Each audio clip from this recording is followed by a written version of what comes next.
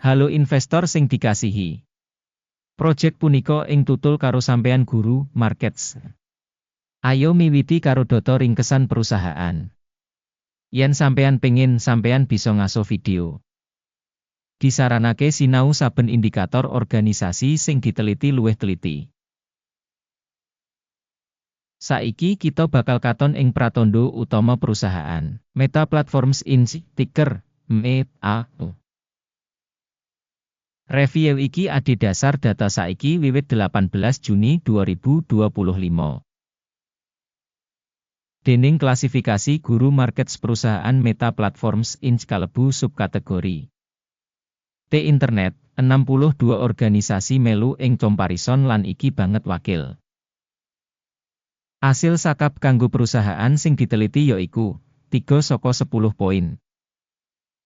Skor rata-rata kanggo subkategori punika 2,6 terms. Yen katon banget jembar ing kabeh pasar saham minangka wutuh. Kita weruh yen asil rata-rata kanggo pasar saham AS minangka 1,8 poin. Nglawan skor 3 poin Meta Platforms Inc. Kanthi bandingake gerakan rega saham perusahaan Meta Platforms Inc. lan perusahaan subkategori. Kita waca sing liwat 12 sasi enggo bareng Meta Platforms Inc. nuduhake owah-owahan 38,3%.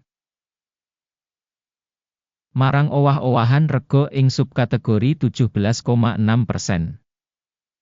Kapitalisasi pasar perusahaan Meta Platforms Inc. regane $1,75 sen 3,04 miliar. Kapitalisasi pasar subkategori punika $10,25 sen 3 miliar. Regane buku perusahaan punika $159,8 sen miliar. Lan kapitalisasi subkategori kasebut yaiku $1.023 miliar. Kanthi bandingake saham pasar saham lan kapitalisasi neraca, kita bisa ndeleng ing ngisor iki. Nuduhake Meta Platforms Inc. ing subkategori nalika pambiji regane pasar saham yaiku 17,097%. Kapitalisasi buku punika 15,617%. Evaluasi saham perusahaan saka pasar lan kapitalisasi neraca subkategori Olo minus 1 poin. Ayahan finansial perusahaan gunggungipun $43,15 sen miliar. Utang kanggo nilai buku punika 27% saka ibu kutha. Rating kewajiban finansial perusahaan apik 1 titik. Nilai pasar perusahaan kanggo rasio laba yaiku 26,3. Rata-rata ing subkategori punika 29,2. Evaluasi nilai pasar saham perusahaan kanggo rasio laba dibandingake karo perusahaan ing subkategori apik 1 poin. Media wiki kanggo pungkasan 12 sasi ana $66.639 mayuta-yuta. Pangentukan maju kanggo sabanjur 12 sasi samestine $71.142 mayuta-yuta.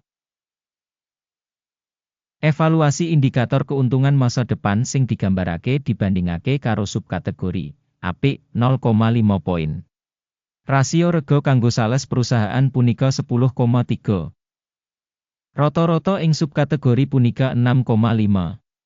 Evaluasi rega saham perusahaan kanggo rasio revenue dibandingake karo indikator subkategori tolet minus 0,5 poin. Revenue kanggo pungkasan 12 sasi ana $170.370 mayuta-yuta. Revenue nerusake kanggo sabanjur 12 sasi wis provisionali kira-kira ing $181.150 mayuta-yuta.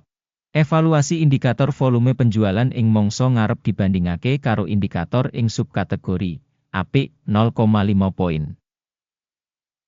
Wates dodolan punika 39,1%, karo rata-rata 22,4% ing subkategori. Taksiran bati dibandingake pratandha subkategori apik 0,5 terms. Saham perusahaan miturut jumlah karyawan ing subkategori punika 3,266%. Iki 423% kurang saka nuduhake kapitalisasi pasar. Jumlah ibu kutha, saben pegawai perusahaan, padha karo 23.667.000 dolar. Nalika ing subkategori ana 4.521.000 dolar. Evaluasi volume ibu kutha perusahaan saben karyawan dibandingake karo indikator perusahaan ing subkategori, pasable 0 poin. Bati perusahaan saben pegawai 899 dolar 7 sen ewu. Kanthi rata-rata kanggo subkategori 154,7 ewu dolar.